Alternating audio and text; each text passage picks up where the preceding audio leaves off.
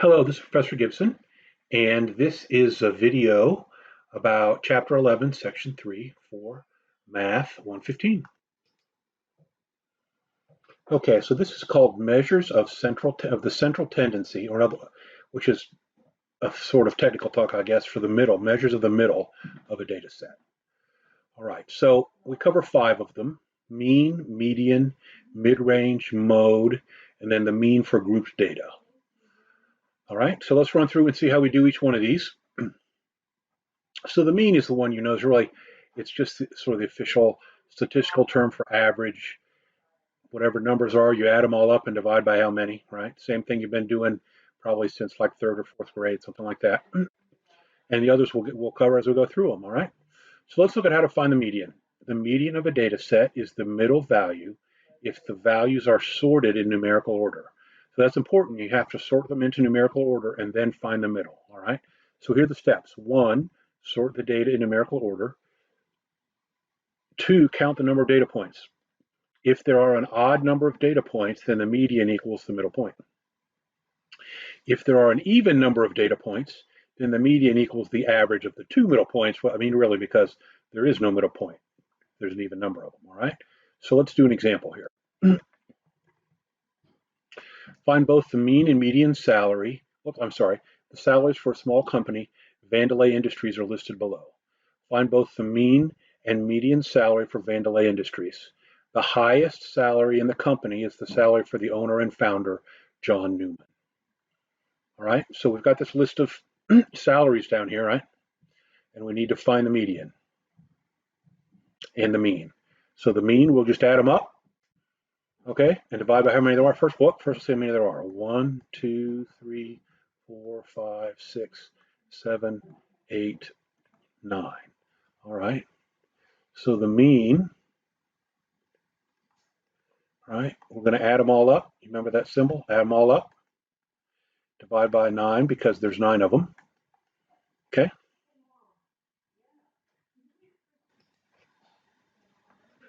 All right, so I get 149,778.78.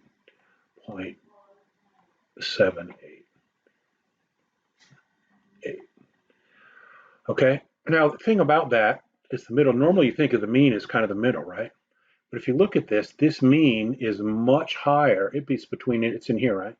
It is much higher than all the salaries except the owners. Now the median this time, the middle number, right? There's 9 of them. So the middle number will be that, right? 9 numbers. So the middle number is going to be the 5th, right? So we just count 1, 2, 3, 4, 5. Actually, you can count from either end, right? 1, 2, 3, 4, 5. Either way, the one in the middle is 53,000. Okay.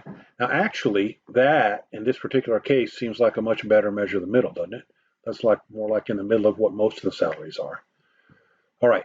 So step 2 says do the same thing again, except remove Newman's salary. Okay. Well, we've cut out one of the salaries. So now there's 8 salaries, right? So the mean then, we're going to add up all the remaining salaries and divide by the 8 salaries that we've got, right? Okay, so let's see what that is. Well, this time I get 50,500.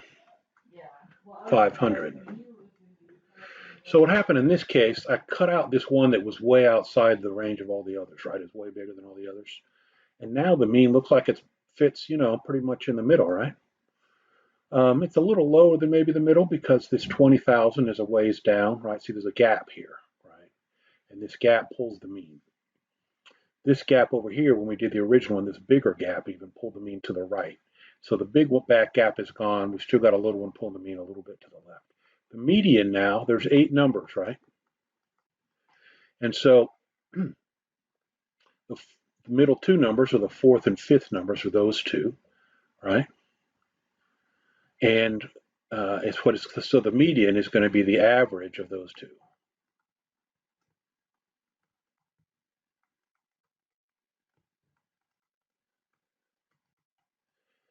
and 52 and 53, so that's going to be 52,500. Okay. Now, which one is considered the better measure of the mean? Well, generally, here's the rule for it. If there's no outliers, in other words, if there's no data values that are way outside the range of the other ones, then the mean is considered the best measure of the middle, because it contains, kind of uses more information. You average it all together, kind of thing. However, as you've seen, if there's a big outlier, like there was on the first time we did this, I dragged that mean all the way up to a number that made no sense whatsoever as far as the middle goes, right? In that case, in that kind of case, then you consider the median to be the best. Okay, so it's the median if there's an outlier one way outside the range of the others, and otherwise it's the mean is the best. All right, so let's look at a couple others. The mid-range, the main value of the mid-range is it's just really quick and easy. All you do is you average the lowest and the highest value, so you take the lowest plus the highest, you divide by 2, right? So here's our same list of original numbers, right? For that same company. So the mid-range is going to be 944,000 plus 20,000 over 2. And as often happens when you do the easy thing, sometimes this works out to something reasonable and sometimes it doesn't. That's 946. So that's 473,000. And again, this time that's not really much of a measure of the middle, is it? Its main advantage, the only advantage really of the mid-range is it's really quick and easy. All right, next, let's talk about the mode. The fourth measure of average that we're talking about is called the mode. Sometimes it's called the most typical, all right, case. It's the most typical or the most common, however you want to say that. Okay, now, so the value, the official statement is the value that occurs most often in a data set is called the mode. So a data set can have more than one mode. In other words, there's a tie. There's 2 different values that have the same frequency, the same count, or it can have no mode at all. In other words, if no data values are repeated, there's no mode, okay? There's no mode if they're all repeated. Or if they're all repeated the same number of times or something, there's just no mode. So for example here, let's look at these 2. Find the modes of these. So this first one, this data represents the duration in days of the final 20 US space shuttle voyages. Find the mode.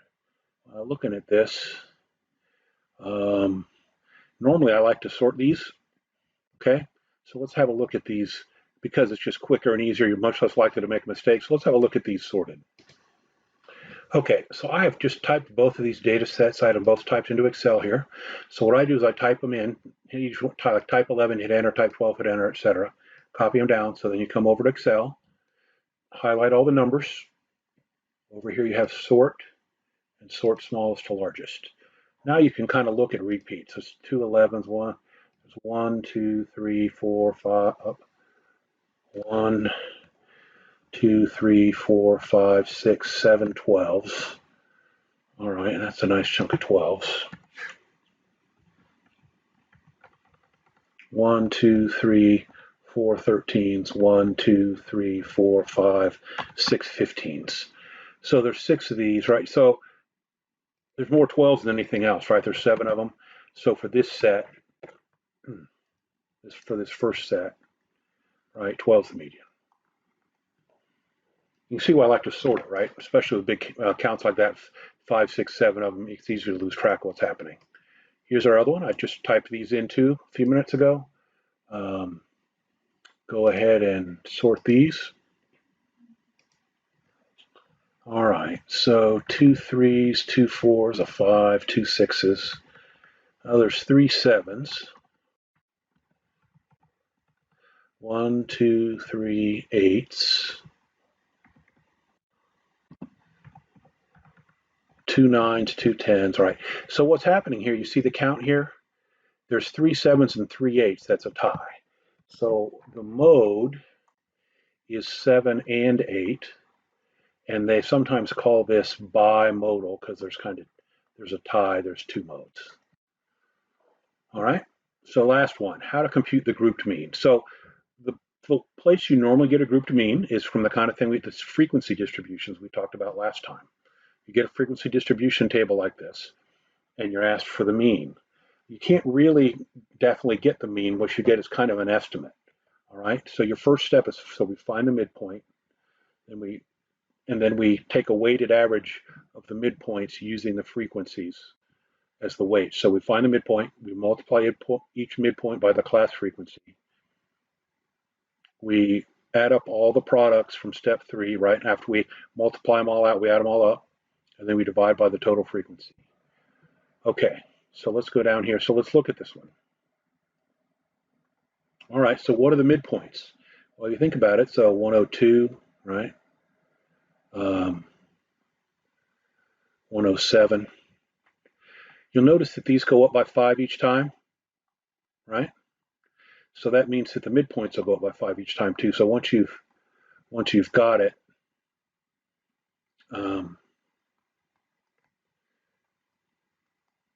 once you got one and you know how they're going up, then it's pretty quick to write them all out. Now we want to take each class times its frequency, right? Okay, 102 times 3 is 306. 107 times 8. All right, I'm going to do the 107 times the 8. I'm going to do this for all of them here, okay? So give me a minute. I'm just going to write them all in rather than have you all watch me type them out.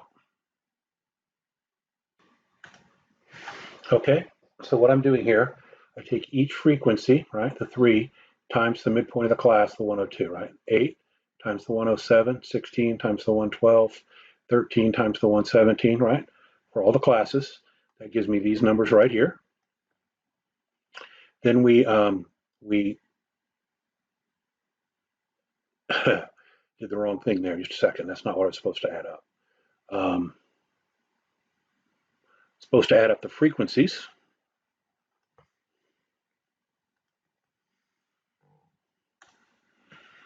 All right, so I also add up the frequencies, right? 3 plus 8 plus 16, add these numbers this way down, I get 50.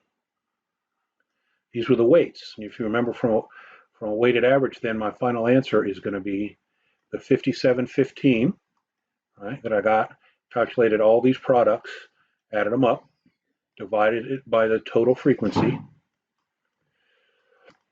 and get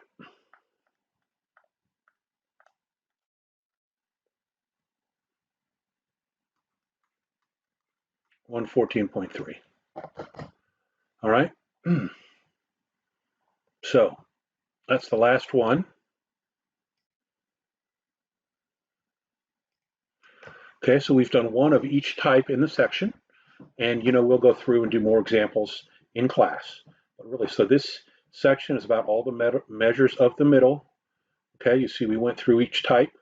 Here's the 5 of them: mean, median, mid-range, mode, and then the mean for group data. And then as a reminder, the rule for which one's the best, it's here. It's the mean or the median is considered the best. And the mean is the best unless there's a situation like there was in this thing with these salaries, where one of the numbers is a long ways away from the others. All right, it's called an outlier. If there's an outlier number way far away, then what you do is you take the median. Okay, that's it. Hope you found that helpful.